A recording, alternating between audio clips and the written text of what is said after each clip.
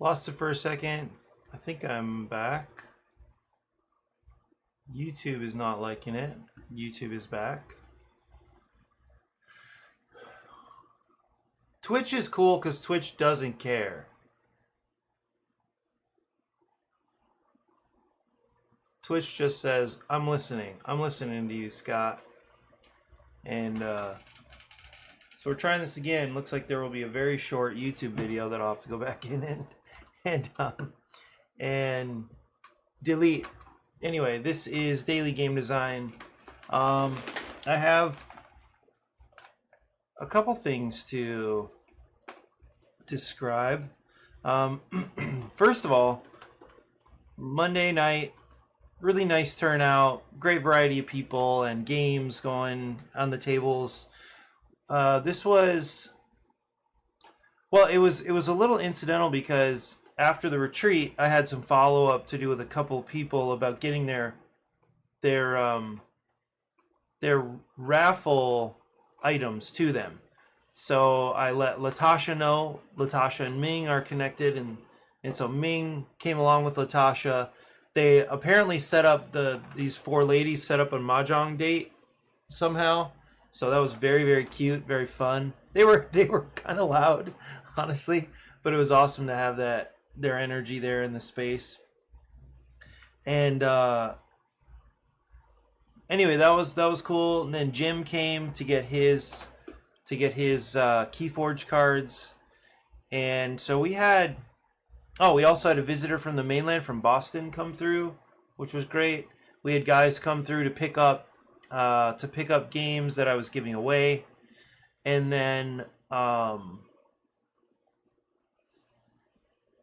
little friend group from Waipahu came over.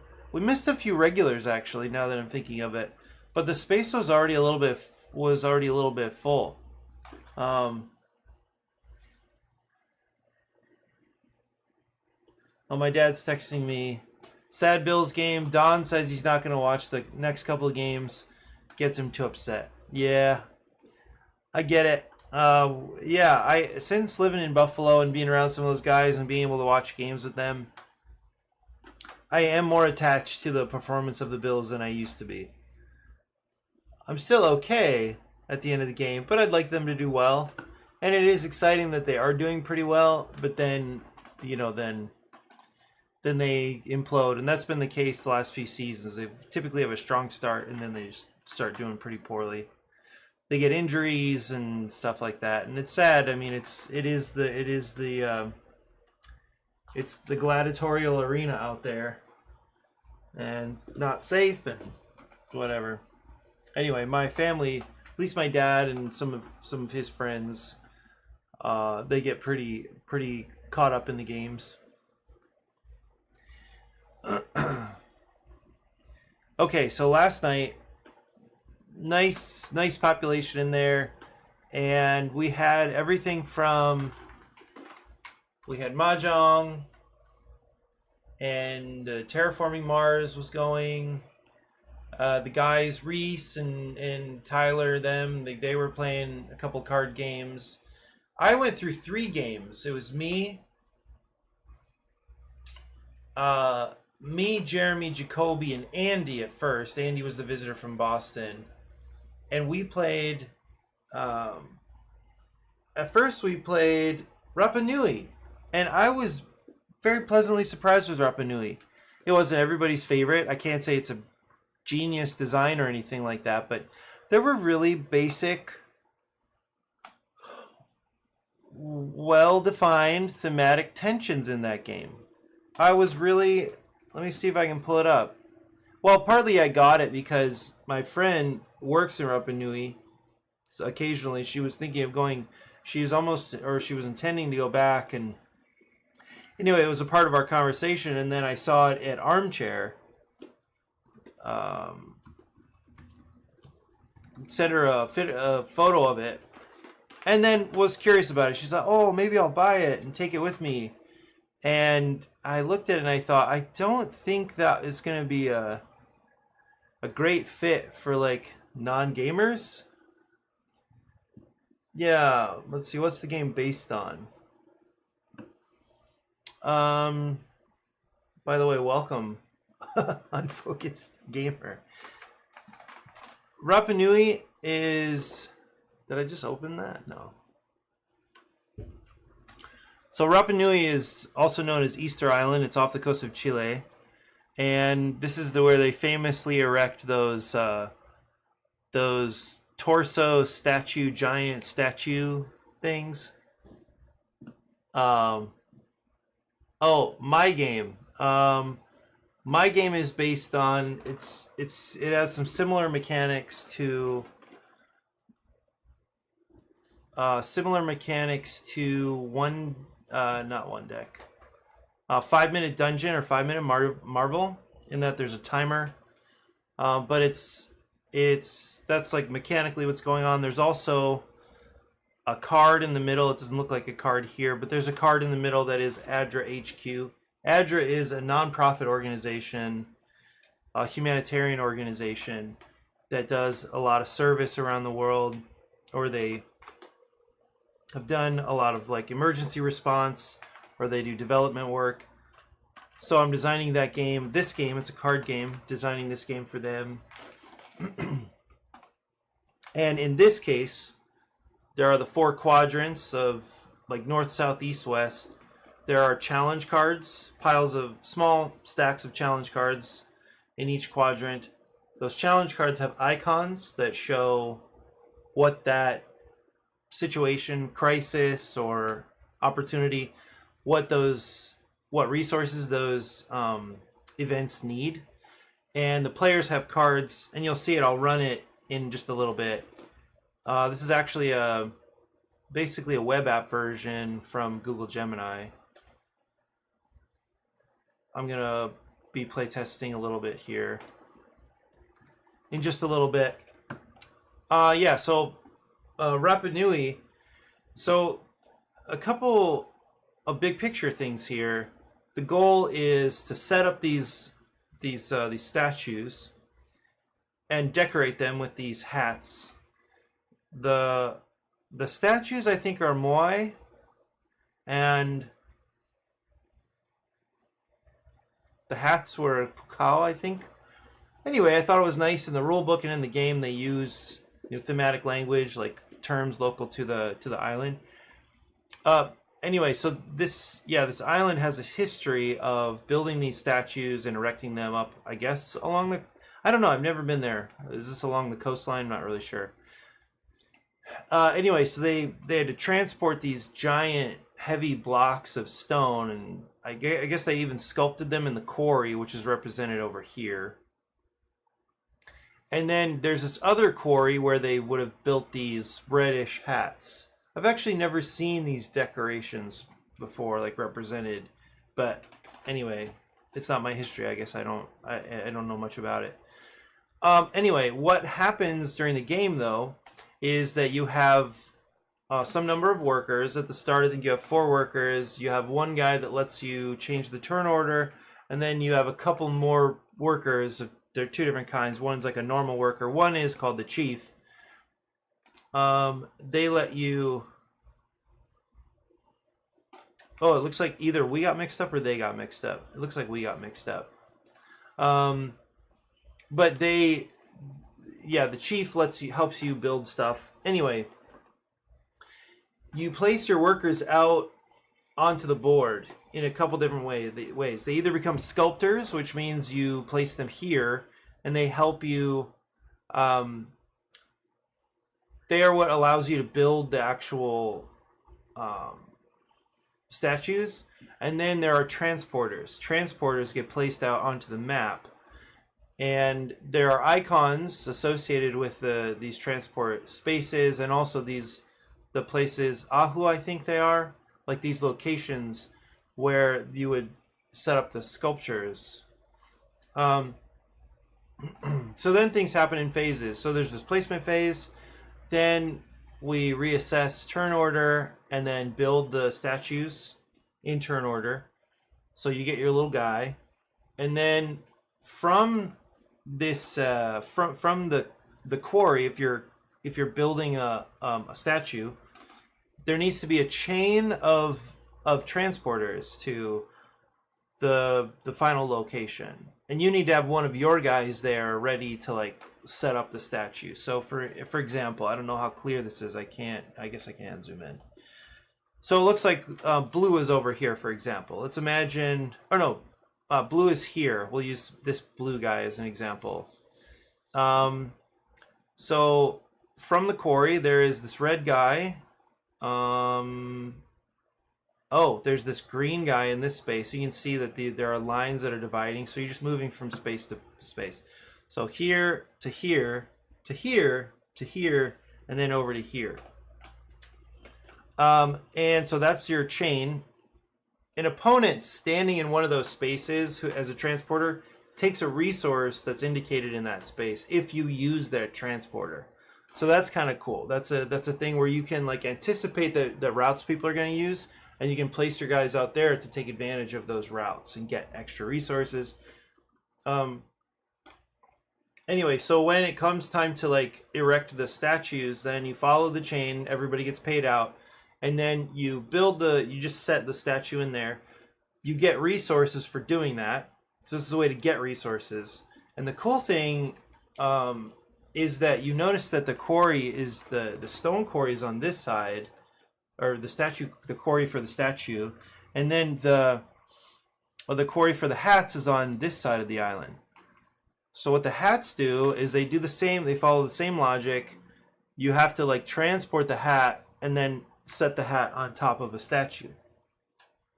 So because one is on one end of the island, one is on the other, the way to get resources builds out one direction, and then I didn't mention that when you set a hat on top of a statue, you trade in resources to get victory points.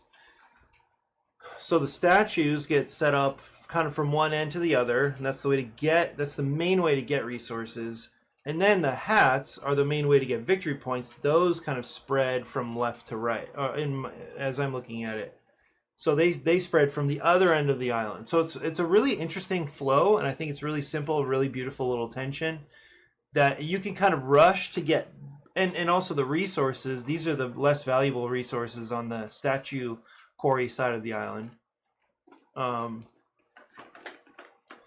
But anyway, these, hats will go up first on these statues, so you're going to have to get hats going the other way too.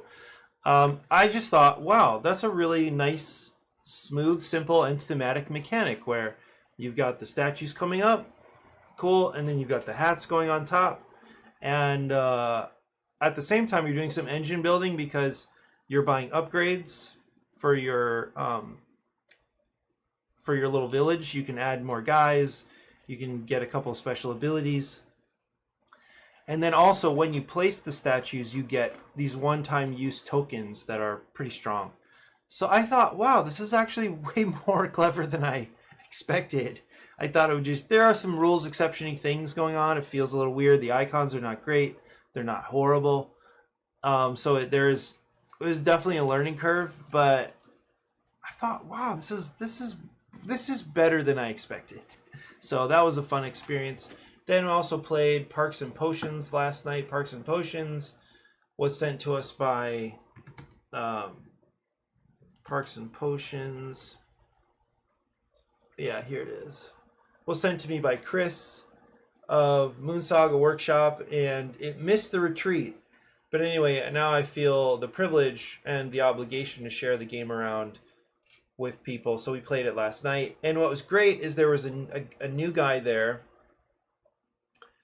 who was pretty new to games. I asked him what games have you played. He started with Monopoly. So no hate there, but clearly there is a different experience level than we're used to. So anyway, we played Parks and Potions, and I didn't realize there's an expansion. And it's a small, simple game, and I felt like it was perfect for the new guy who might just be getting used to some concepts around set collection. This was a simultaneous play.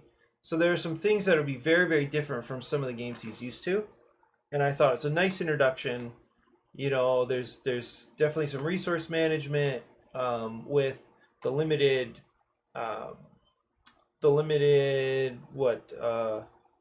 amount you can hold of these tokens that you're. It's like recipe fulfillment. So you're collecting tokens, and you can only hold so many, and then you can mix them to like um, to achieve some of your goals and also to save some space. So some very simple, clever ideas. And what was I thought was really nice is that at the end, I think everybody essentially had understood the game, so that was a good starting point. The new guy, the less experienced gamer, had success. He was getting some points. He was building sets. Was getting into the flow of the game. The very experienced gamer, the guy from Boston, he noticed. Oh, at least he saw that I focused on one thing. He focused on another thing, and he observed that it was nice that our scores were still similar. So he thought, okay, at least there's more than one path to victory. And I thought that was a very sweet observation, just very simple, very nice observation to make about a game that is, I think, a nice little intro to a couple of the ideas I already mentioned. Some set collection, resource management stuff. Okay, well, that was last night. I'm going to get into some of... Oh, the... Yeah. No, I guess that was it. It's been fun to see people really digging in here to this game Lexicon. It's a funny overlap between people that enjoy word games and then also like these, like Jesse's he's like a software engineer or something like that, and so it's funny because he brings in these little insights about, like, he just found out how this word game actually works. Like, he did some research. So we're playing this word game. It's confusing. It's hard in a weird way. Yeah, hey Mike, that's right. I started late. When did I start? Maybe 8:45 ish, and then lost the connection. And yeah. Anyway, I think I actually woke up around 7 rather than like 5:30 this morning. So anyway, glad to see you. Yeah, when I don't have subbing to do, and when I'm overwhelmed by some other things and I'm thinking about a lot of stuff, it's easy for me just to stay up. And then I think I was up at 11 till about 11:30, and I woke up once maybe in the middle of the night, but then was surprisingly able to sleep until about 7. So that was nice to catch up on some sleep. Anyway, if you haven't checked out this game, it's pretty fun, Lexicon. It's fun in the sense that it's like really aggravating because a lot of the times it doesn't make any sense, but it makes for some funny discussion. And the game is, I mean, it works. It's a cool little challenge. Okay, so Mike, I'll say I think I woke up with an idea. I can't say I think it's a brilliant idea, but we're still dealing with the problem of what if the icon I need doesn't show up. And so Jem and I had the idea of a wild resource. I'm not in love with that idea. In fact, it built a quick prototype of it. I didn't even play it. I don't really want a wild resource. And instead, this morning, what I thought was, rather than discarding, let's say you could discard cards to meet a requirement, but rather than discarding cards to meet a specific requirement, because that was the problem, that you have to remember which icon it is, it just reduces the cost by any icon. And I thought, well, my first thought really was, what if maybe discarding 3 cards is the right number? So rather than 2 feels like it's too easy. So 3 might be the right number. I wonder if... Oh, here it built a button for me. Reduce challenge. I'm also testing 2 actions, and I think this is not working well. but I don't think I had Gemini change the prototype yet. So 2 actions, including draw a card, reduce a challenge, and visit HQ. You can imagine the reason it doesn't work, drawing 2 cards, the reason it doesn't work is it makes HQ irrelevant, but then also maybe HQ, it's fine if there's no action to like flip it. Maybe that's totally fine. So that's on my mind. By the way, Unfocused Gamer, thanks for stopping by. It's exciting to see some Twitch people, because usually I don't trust Twitch. I don't have a lot of people watching in general, and that's not really the point anyway. But Twitch always shows one viewer, and I just doubt it. I feel like they're just kind of messing with my psychology.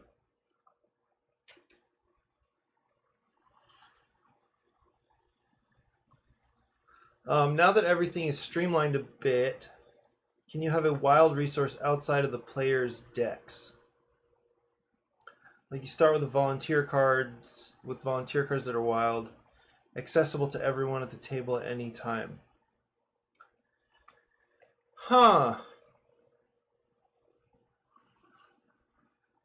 Well, feel free to riff on that idea. I'm gonna click through just a quick playtest here and see how this goes. Because there might not be a need. Like if it's possible to just satisfy a requirement by discarding a bunch of cards, then there might not be a need for anything extra. Well, this is like the vanilla version of the game, right? But I'm gonna start the game. It's weird that these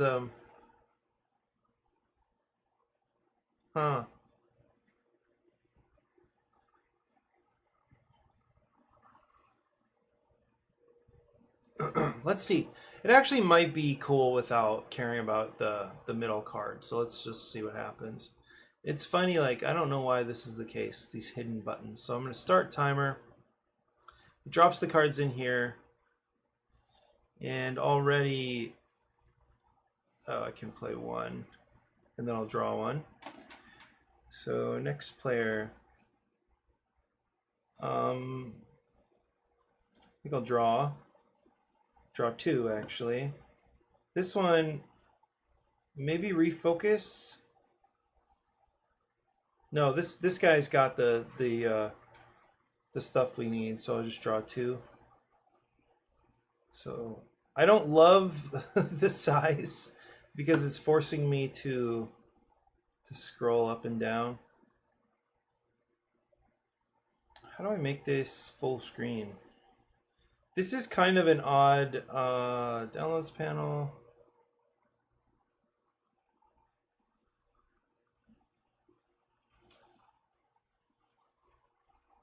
Show panel. I don't know how to do full screen. There must be a way. I'm losing time. Okay, that did it. So tool, water, okay, I have 2 of these, and then I'll draw. Tool and water, boom. Staying in the same quadrant, which is fine. Tent, tool. Oh, interesting, there's no, that's it. Okay, this is a good one. It's a little bit strange that draw a card. So I feel like the main temptation I have right now is just to remain focused on one quadrant, which isn't horrible. And I don't know that I want to add a mechanic where I'm going to refocus to the, what does this guy want? To the east. Discard.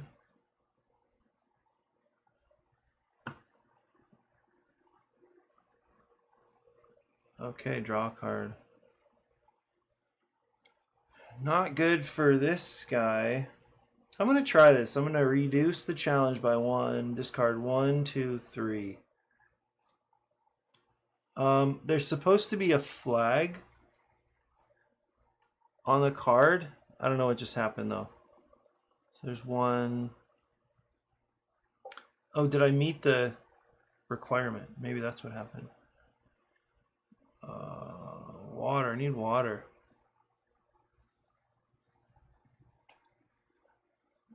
Draw one.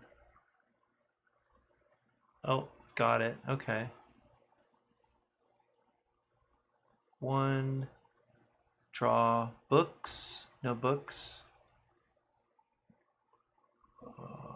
Draw. Draw. Here are the books. Now we need this guy. Oh. Huh. Draw, draw. I wonder if this guy discards again. Are we gonna be in trouble? Is it was this one or the one before? 1, 2, 3. Okay, that's cleared. Refocus to the south. I'm just kind of going in order here. Because you can play that. Draw. Here we go. Tent and water, perfect. Draw, draw. Play that. One, draw. Yeah, clearly HQ is irrelevant as a need. Draw, play. Okay. Refocus needs to draw. I think we want that guy. So we'll refocus to the east. No needs there. 2 minutes 15 left.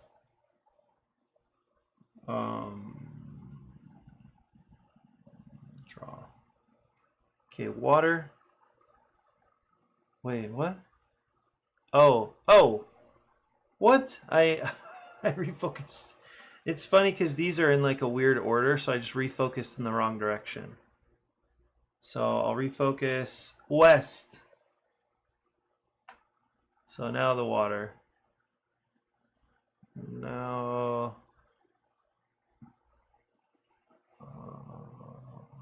draw.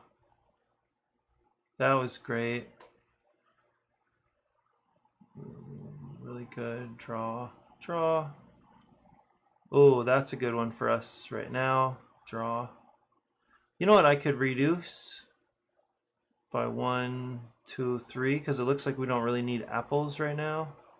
I'll do that. Oh, okay. So that worked out good. Here's 1, 2. Bam. Okay, so that moved very quickly. I'm encouraged by that because you can get to the point, like I don't think I wouldn't want to set a hand limit exactly. At least I don't think so. But if I did, let's say for example there was a 7-card hand limit. I don't know that you'd want to be counting cards the whole time.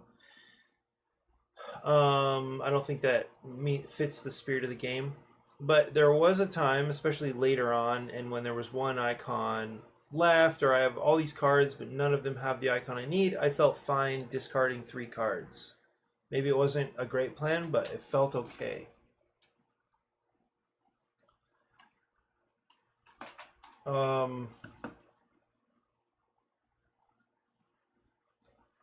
think this also means... Oh, there were 10 left.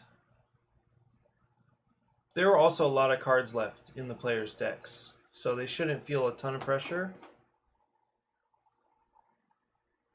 Which is maybe a problem. Maybe it's a problem that they feel like...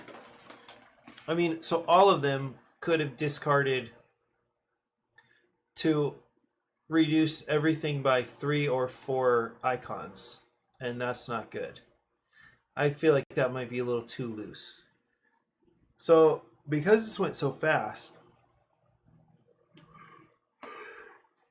let me stop and think about what's the difference between me playing all 4, and I can see all 4 right now. The original prototype, this is actually an improvement on the original.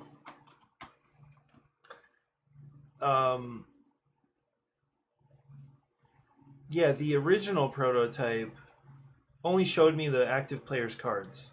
So this is much better.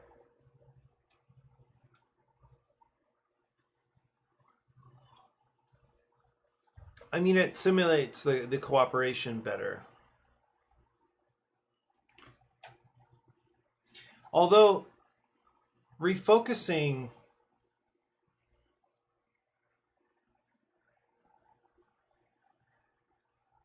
Refocusing was not a thing this time until it had to be, and I don't know that I love that.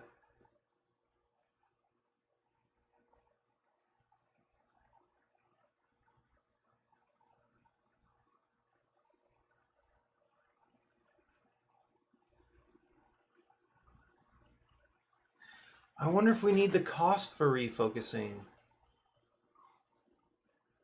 Because everything's happening so fast. It's kind of well lubricated, maybe too well lubricated. So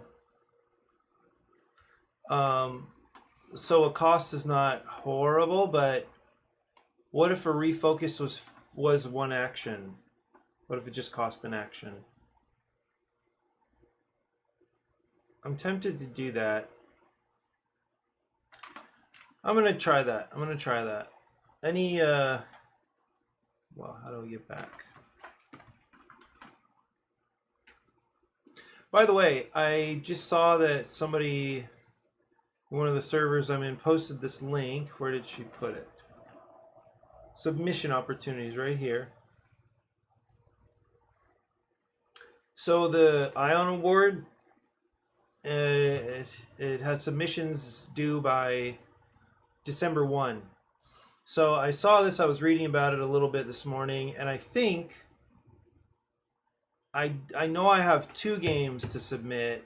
I don't think I'll have time to really work on the surfing game, but I'm interested in submitting both Sugar Shack and an older game, A Perilous Road. So I think I'll submit those 2. There's a little submission fee, that's cool, but what's great about these is it just forces us to get things done, to get the game design tightened up, or just kind of to a place where it's playable, it seems good, and then and also to get the materials ready. So to have a video ready, I think it's an up to 6-minute video, and the rules, you need a rules document. So I think just the deadlines to get those things done is worth the price. Just making sure that stuff happens. You know, it's funny, I bought my first eggnog of the season last night at Costco. How's that? Eggnog. Classic.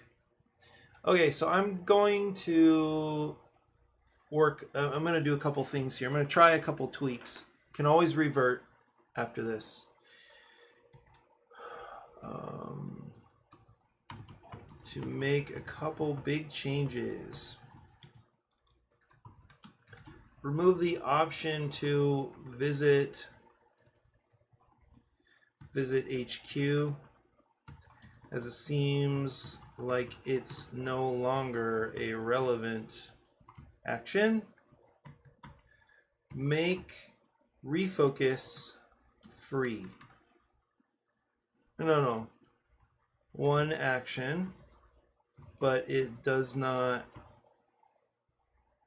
require the player to discard.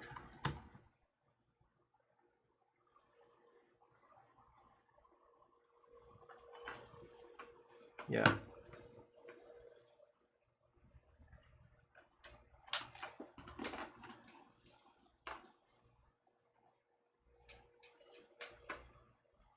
Let's try that. Mike, what games are you playing these days?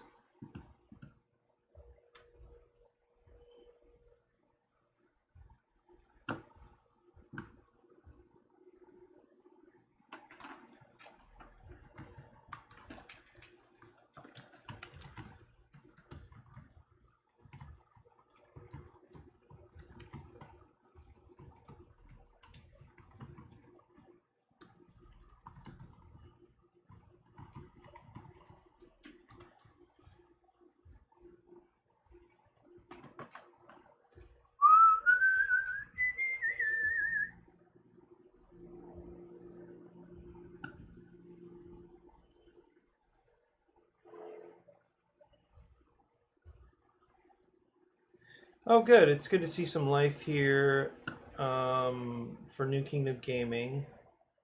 I haven't really checked in. Whoa, 2022. Wait. 2022. Wait, this says... What?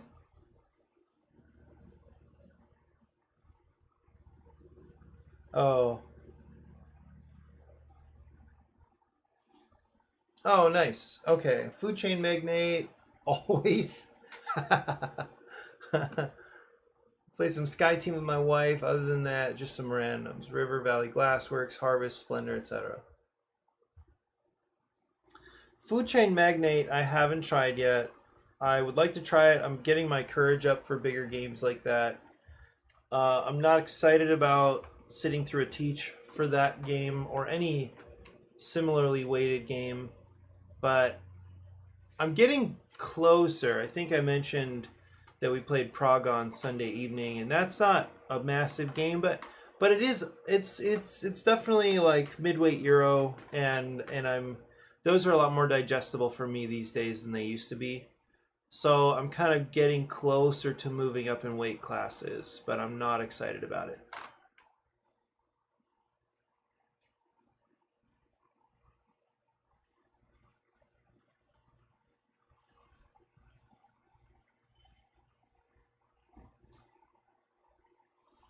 Oh, somebody's asking about sowers here?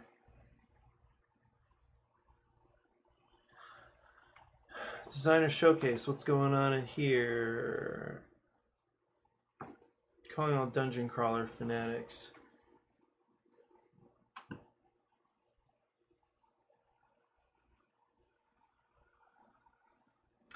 Oh, cool.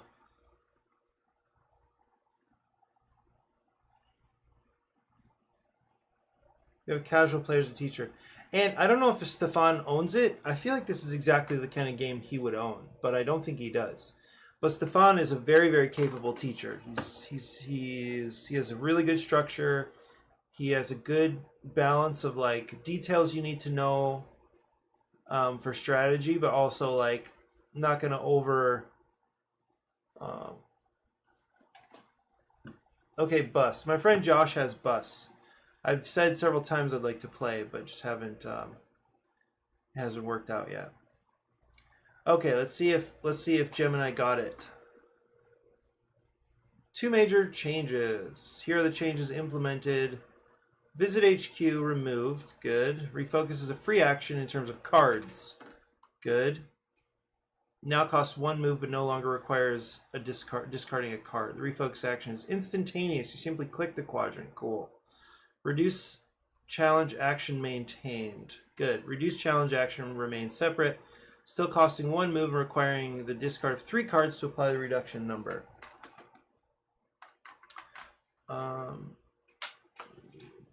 This is great. A few things that don't seem to be showing up in the prototype.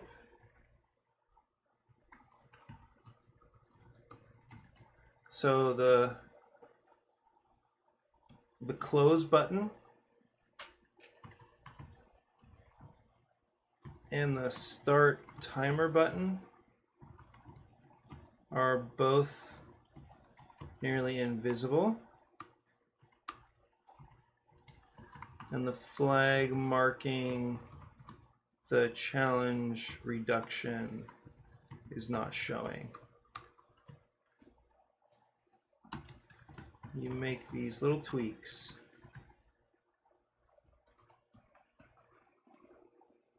Bus I'm kind of intimidated by as well, just because I've heard it's a little mind-bendy.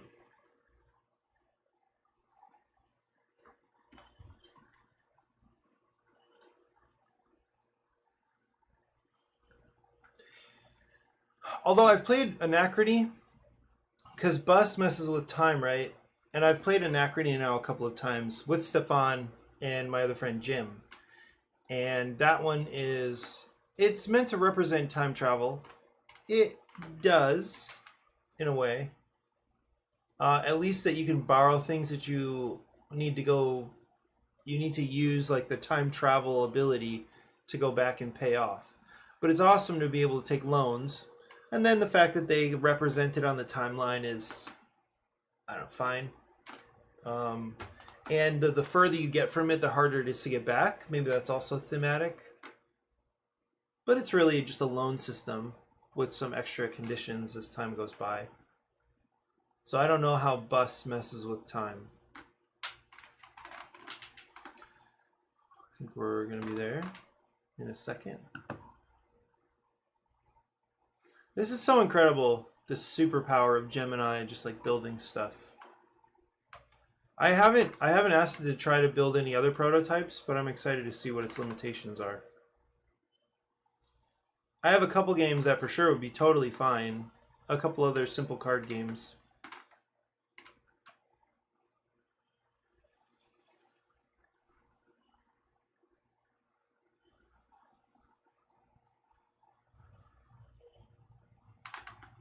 I wonder if I follow this guy.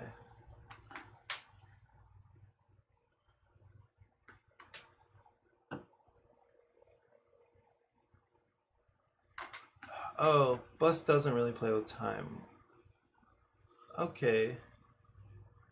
I remember the cover makes it look really weird, and I thought it had a clock on it or something.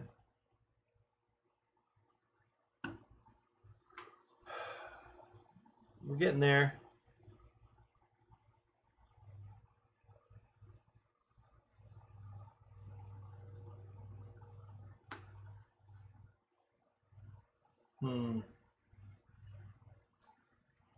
Yeah, a bunch of these places are kind of quiet. Some of these, the publishers. Oh,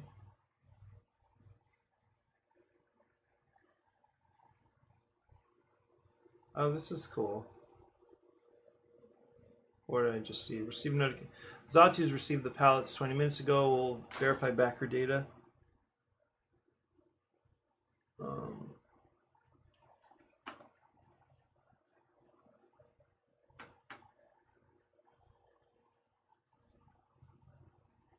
Oh, you know what I could do is I could ask Armchair if I could demo the games.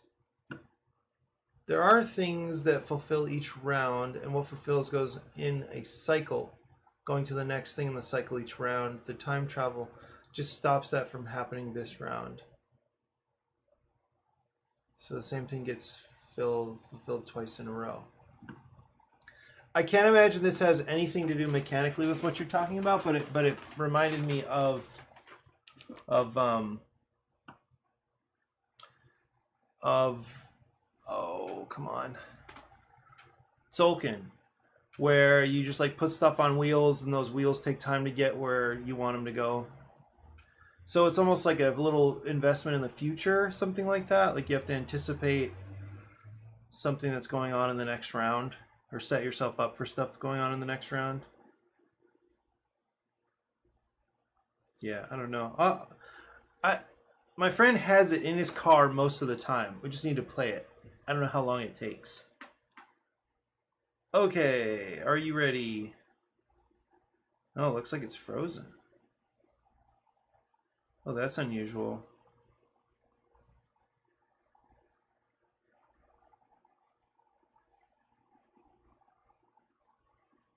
Okay. I think it's good. This is also awesome to be able to jump out and copy link text. I'm going to drop it in our chat here as well. Bus is essentially a worker placement game with 6 or 7 possible action spots. The complexity comes from reading the board and planning. Cool.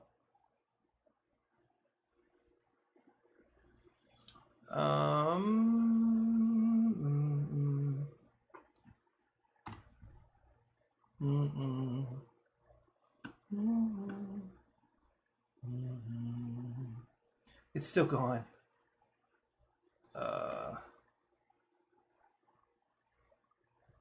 Boom, boom, boom.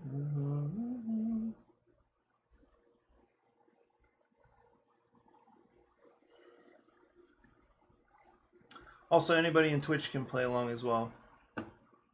Have fun with that. It's interesting that Facebook has people that will pop in, and I think one person may have interacted with me on Facebook, like right at the start. Even though I know the most people on Facebook, it's not like, you know, they come and hang out. Okay, I think it's showtime. Yeah, this button, they did nothing about this. Send it though. Book, apple water. Nailed that. Apple.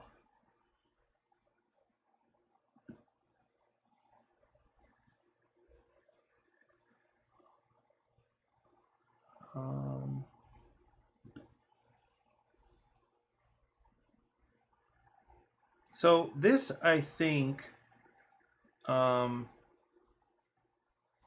this would because refocus is free now, I think this would lead to a lot more communication. So like this guy will say, hey, refocus east.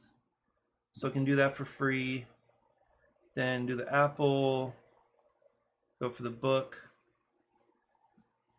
And then that, so that was cool. So apple,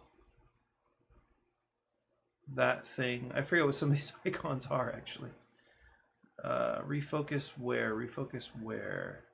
These all need the tools, and nobody has tools.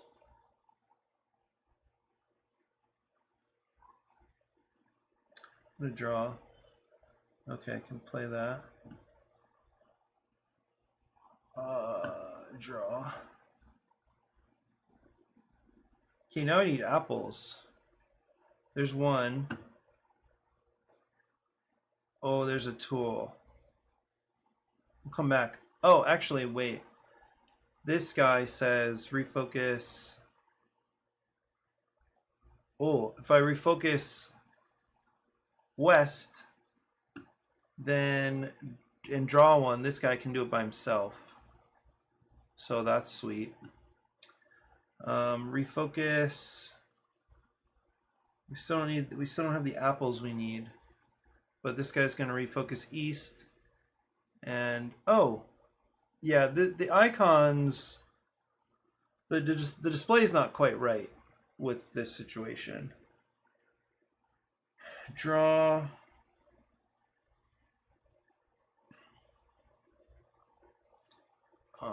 Draw. Okay, now we're ready for plants. Just draw. Okay, water. Draw. Water. Boom. Okay, refocus. Which way? Refocus east. No, refocus west. I got that wrong again. I want them. They should lay out these buttons a little different. I can't, for some reason, can't compute cardinal directions appropriately at the moment. Oh, okay, good. So here's one. Feels a little sad to use this many tools, so I'm not going to do it. I'm just going to draw. Water. Draw. Tool. Draw. Nice. Okay, tent. Draw. I think refocus north, and go for that.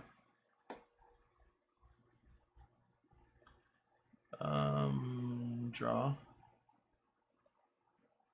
Okay. Draw. Water. Water. Okay, tool. Nice. Refocus south. Bad idea. Actually, no, that's fine. Tools. Got the tools now. Oh, we need to draw. Draw again. No apples.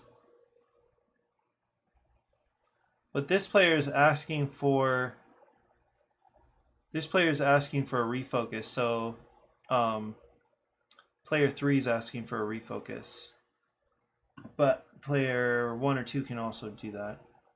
So draw, and if they don't get it, oh, this guy can fulfill that. Okay, draw, refocus west. Because now that guy can do that. Okay, that was fulfilled perfectly. Draw. Not getting what they need. But plant, apple.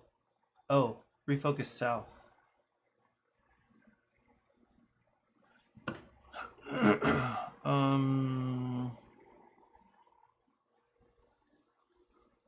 Draw.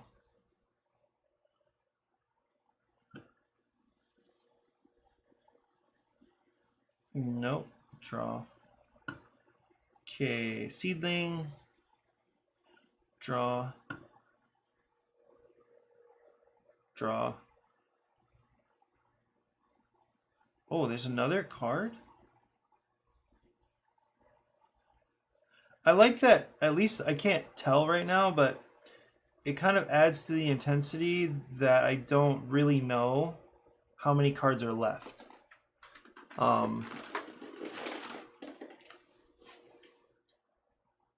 Like, that's cool.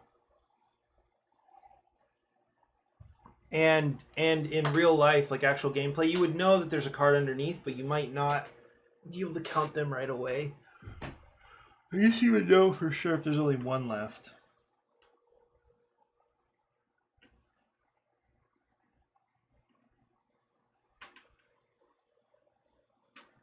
I like that. I like what's happening. Unfortunately, there was never a need to discard 3, but maybe that's also good. I never got overloaded with cards.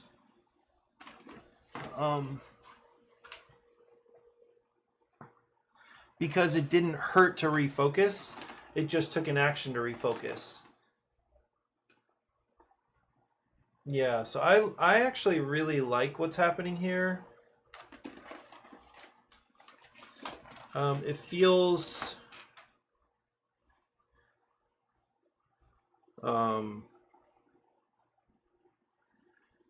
it feels fast, it feels tense, it feels like I would want to it feels like I'd want to ask the table sometimes, like, does anybody have this thing? Do we need this right now?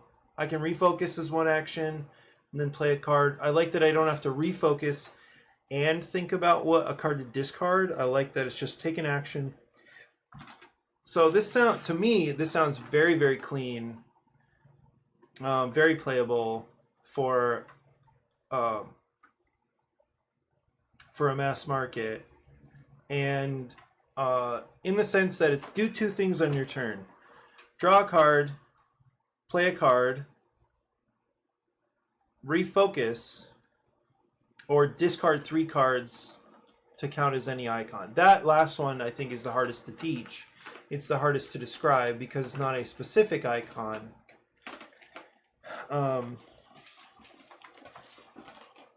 But I also kind of like that it's like thematically, it's like, oh, we just have a bunch of people here to help. They'll just be able to help with something. When they get here, they can help with any one thing. And that's kind of interesting. It's not perfect thematically, but it's still kind of nice. But I know this is very, very simple, but I like the flow of it. And I think I used the term before, but it feels well lubricated. It doesn't feel like I'm getting, I'm grinding gears. I'm not getting like super stuck anywhere, but I am having to act fast. I'm having to read the table a little bit. I'm having to, in my case, I'm able to check the other player's cards, but I think that would translate to, me checking to see if what people have in their hands. And I don't mind the communication, honestly. Like, that was the point of the ADRA HQ stuff, is like silent gameplay, but I almost think, I wonder now if this is a quarterbackable game, if this is an alpha gamer, if there's a risk of alpha gaming here. It's just you can't know what's in everybody's hands. So you might try to direct somebody to point to the quadrant that has icons that you could satisfy if you're the alpha gamer, but I think it'd be kind of tricky to order the table around with this game.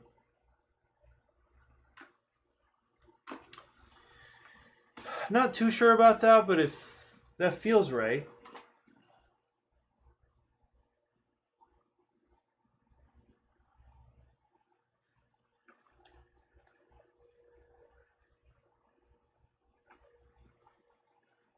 It's funny. I don't want to be that annoying, like, well, technically kind of guy, but there was a post on BGDL today, this morning, or my morning, that shows three options of like cover artwork, basically like box cover artwork.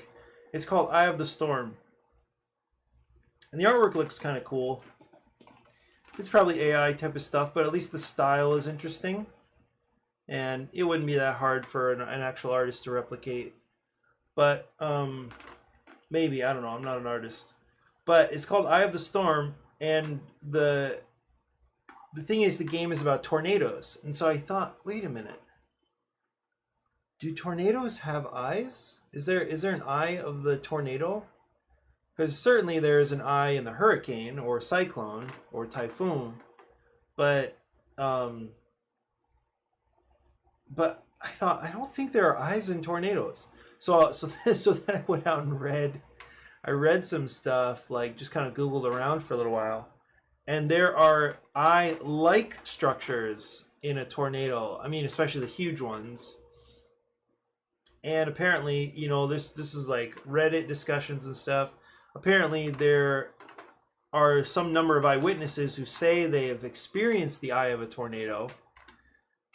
And there is some different experience at the center of the tornado. That's not in question, but it's not the same. I don't know how to say that physically, as I mean in terms of physics, something like that, or just the way that the weather moves around in a tornado, and what the structure of that center area is. There's still movement. There's like an updraft. There's like different stuff going on, so it's not appropriate to technically call it an eye. And so I was that guy who said, yeah, I don't know if you thought about this, but eyes are more for hurricane. Eyes are mainly a hurricane cyclone thing, or I guess a cyclone thing. And I guess the guy knew about it.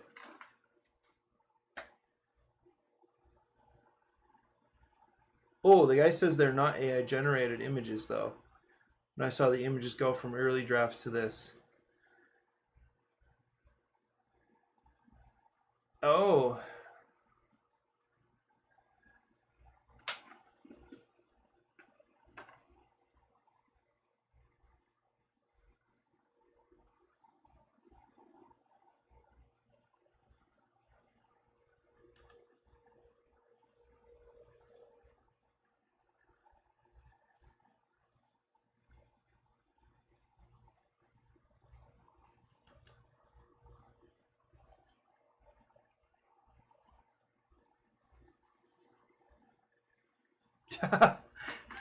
So somebody called him out for making AI and using AI to make the images.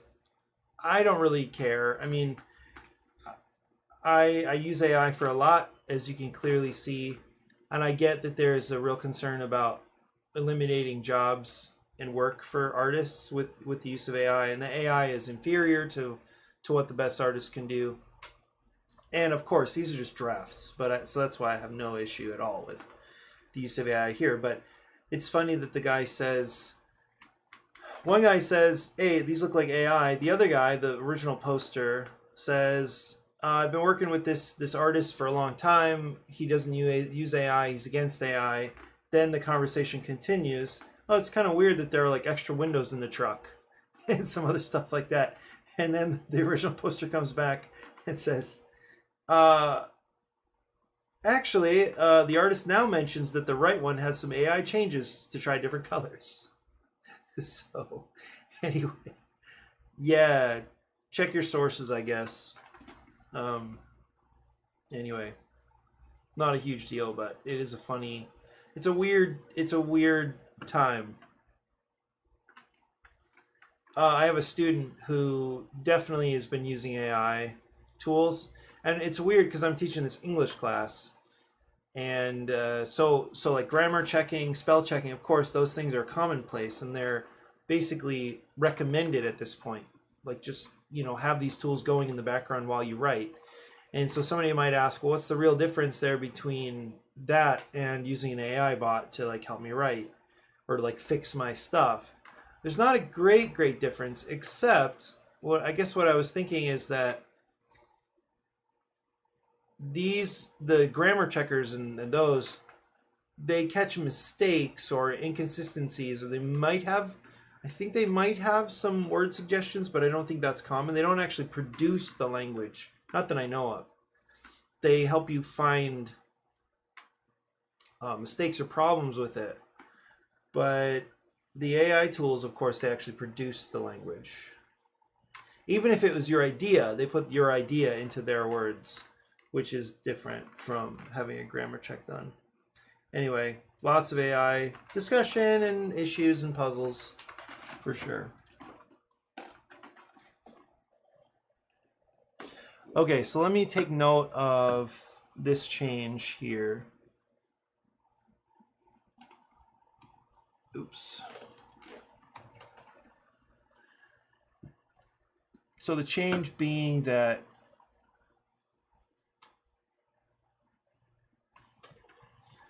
tested a couple changes that seem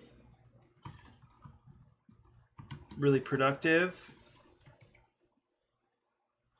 Remove visit HQ. It became irrelevant when being able to draw 2 cards on a turn. Add discard 3 cards to reduce the challenge by any one icon. The challenge requirements by any one icon.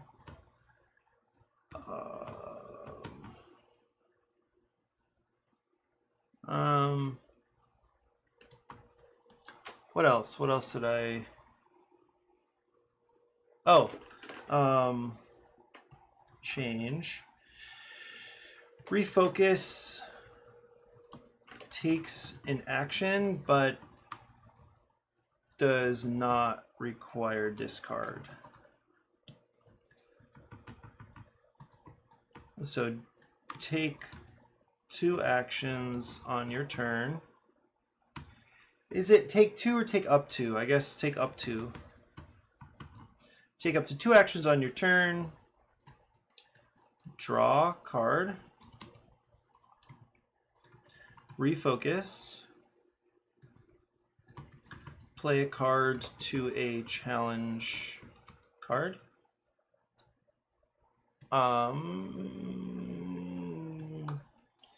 Discard 3 cards. Discard is probably not quite the best way to think about this. I think in actual physical gameplay, it would be to stack 3 cards and discard them face down to the challenge card. I think that's what would happen.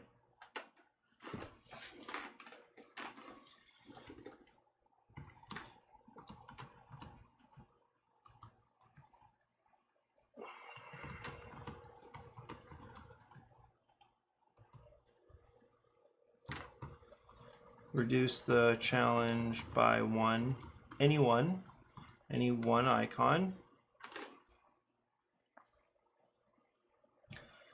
Draw a card, refocus, play a card to a challenge card, or discard 3 cards to a challenge card, I guess.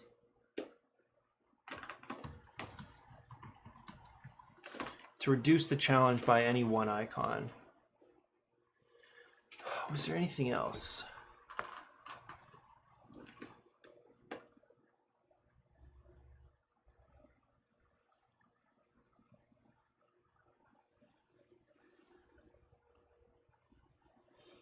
Take up to 2 actions on your turn. Draw a card, refocus, play a card to a challenge card.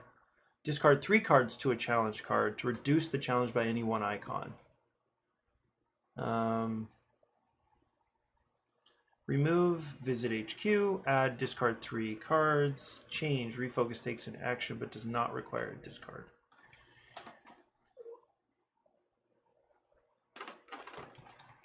Testing a few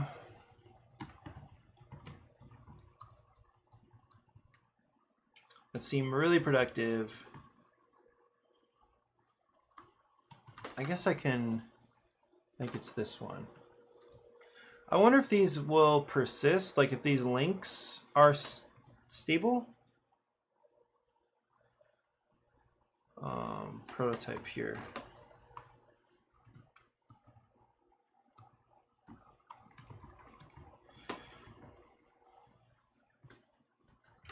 The close and start time buttons are almost invisible. Look for their outlines. Yeah, I like that.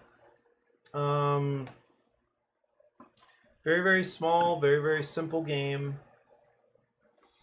I still think I think we did a good job creating some distance between this game and 5-Minute Dungeon. I like where it started with wanting to include Magic Maze, and that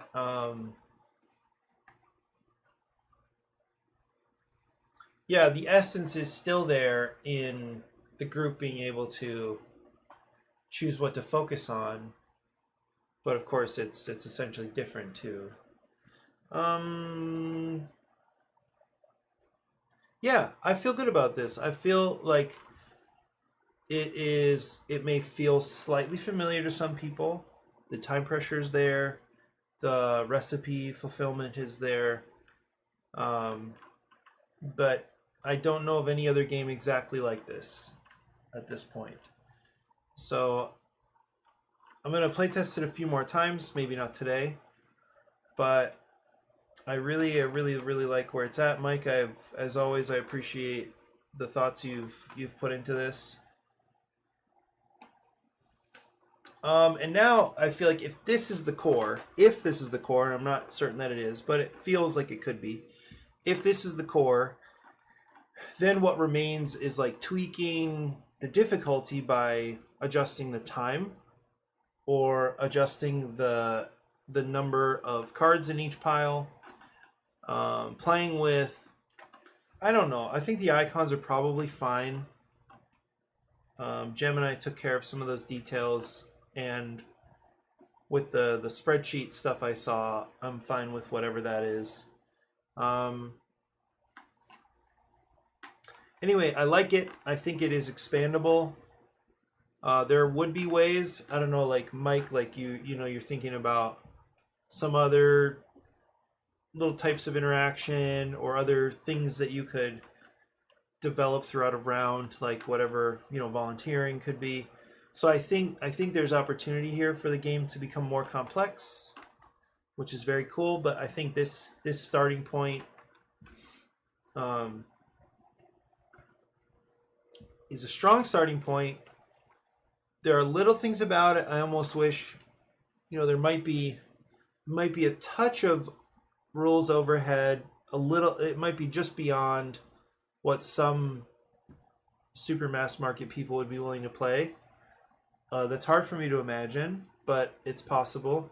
So I think the next thing is just locking in. I don't know. I think the prototype, like I could print these cards and feel good about that. And then just play test the heck out of it with actual people. So it's nice when the materials are ready, but now we can just tweak gameplay rules, like the actual rules of engagement. I think that's really encouraging.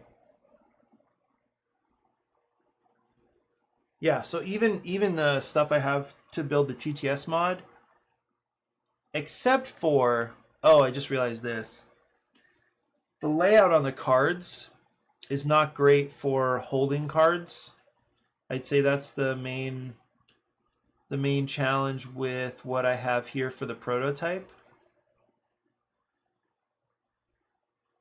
Right, nobody wants to hold cards with these two icons like this. So I think if I slid the icons over, or did like